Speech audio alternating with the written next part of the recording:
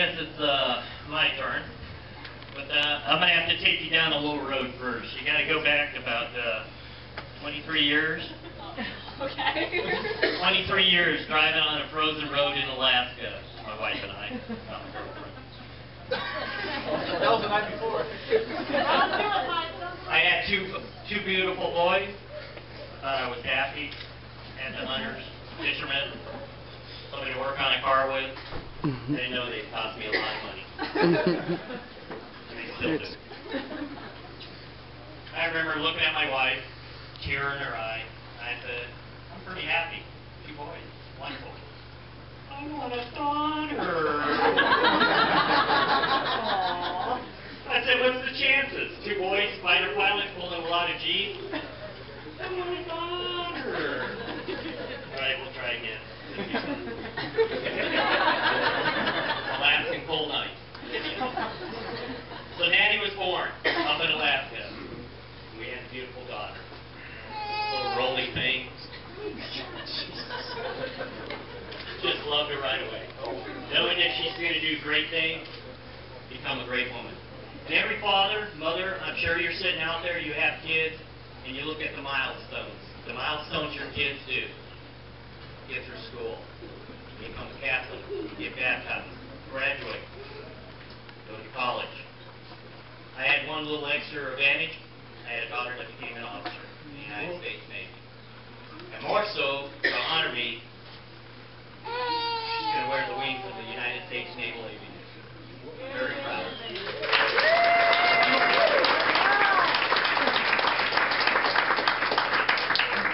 As parents out there, and I'm sure every one of you think about this, there's no greater honor than to see your children walk in the same shoes that you walked in and do the same job and be very proud of it. She made it through. She's in flight school. Then there came Paul.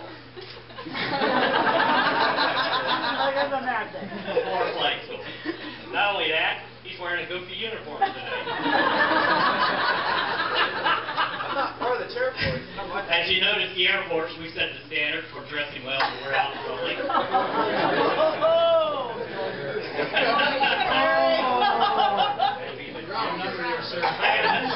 I don't know. I have one of your uncles over here, a colonel over here. He'll back me up. Whoa! That would be nice to hear, sir. What's that famous saying? Air power. Takes us to hit the ground for you to hold the ground. All right, I'll go on. We met Paul a few years ago, and I got to tell you right away, he fit right in with the family. He was brash. He was arrogant. He was me. He comes strolling out of the bedroom in the morning all cocky. Good morning, Mike. Morning, Paul. He loved guns. He loved the military. But most important, he loved my daughter. And he treats her like a queen. And I'm telling you, every parent out there, and I'm sure you go through this every time, that's all we're looking for. Somebody to love, cherish, and hold our daughters up. Because Natalie is no longer my little girl. Not sitting on my knee, not looking me up with her eyes, asking me to hold her hand and help her through the times when she falls down on the ground doing running. She has a man now, her husband, and she's a woman. She will always be my little girl in my heart and my wife.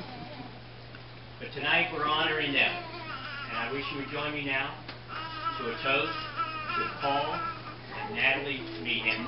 Cheers! Thank you, Mike.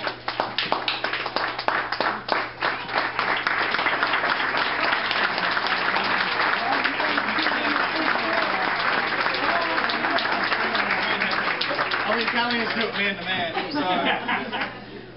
Is there anybody? Good job. Is there anybody else that would like to do a toast? Dan, Bueller. All right, at this time, on the request of, now I will use the rank, Lieutenant Paul Meehan, United States Army, Ohio National Guard, and into Natalie Meehan, he asked me to do a toast to our fallen brethren from the United States military. First, I'd like to do a little quick history, not to bore you. Actually, to give me time to work on the meal back there. Many of you are young, Some of you are old. We have a lot of military out here. We have a lot of military today over in Afghanistan and Iraq that are dying in the toiling of what's needed for our country. Just think back where all this started. Washington, crossing the Delaware. Gettysburg, Chattanooga. Teddy Roosevelt going up the hill. Guys that were toiling in the trenches of France and Germany in World War I, dying for their country. World War II, Iwo Jima, Battle of Britain, Battle of the Bulge, Lake Takeoff. Then came Korea. The most famous was the Chosin Reservoir with the Marines that had to actually do a retreat, which they will never say they did. Organized withdrawal. Organized withdrawal for the Marines. Cool. Then we moved on from Korea, thinking this country was moving on and that we were becoming an industrialized nation and we wouldn't have these problems. Lo and behold, from Korea, we ended up in a small little country in Vietnam. Spent 15 years and about 60,000 lives over there, doing what they thought was right, fighting for their country. From there, we thought it was over, and you heard a little island, Grenada, Panama, all the little countries out there. Let alone throw in down here our little country of Cuba, and we lost a lot of men down there. And we keep moving on. We still have soldiers, airmen, sailors, Coast Guard, and we're still fighting, and we're still out there. From there, we moved on into Desert Storm 1. We thought we'd take an evil dictator, remove him from what he was doing, because he took over a little small country that wanted freedom, Kuwait. We thought that was over with, that we demobilized them. We took over their fourth largest army in the world. And lo and behold, we've been there ever since in Iraq. And we're still there. We're in Afghanistan now. We're losing soldiers and women. So here today to honor those, if you are a past military, Coast Guard, Auxiliary, Army, Navy, Air Force, Marine, I would like you to stand at this time. Please.